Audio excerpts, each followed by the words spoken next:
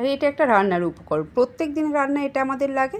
এখন গরম পড়ে যাচ্ছে, এর দাম কিন্তু এবার বাড়তে থাকবে, সেই জন্য চলো আমরা বানিয়ে নিই ঘরে খুব সহজেই। তার জন্য নেওয়া হয়েছে কিছু টমেটোগুলোকে ধুয়ে খুব ভালো করে যত পাতলা করে কাটা যায় সেরকম পাতলা স্লাইস করে কেটে এবার এটাকে থালায় ছড়িয়ে দেওয়া হয়েছে, এটাকে রোদে দেওয়া হয়েছে। 2 দিন রোদে দেওয়ার পর এটা কিন্তু খুব একটা ভালো তখনও শুকোয়নি, এই যে কিছু কিছু লেগে রয়েছে থালার গায়ে, তখনও আর অনেকগুলো উঠে গেছে, সেই জন্য এটাকে আরও 2 দিন রোদে দেওয়া হয়েছে। এবার রোদে দেওয়ার পরে এটাকে আনার পরে কিছু অংশ কালো হয়ে গেছে, সেই কালো অংশগুলো কিন্তু আমরা বাদ দিয়ে দিয়েছি, দিয়ে একদম যে লাল অংশটা সেই লাল অংশটাকে নিয়ে এটাকে গ্রাইন্ড করে নেওয়া হয়েছে। গ্রাইন্ড করে একদম যারা চাও পাউডার ফর্মে রাখতে তারা পাউডার বানিয়ে নিতে পারে, কিন্তু আমি চাই না পাউডার করতে, সেই জন্য আমি কিন্তু একটু দানা রেখে এটাকে গ্রাইন্ড করেছি।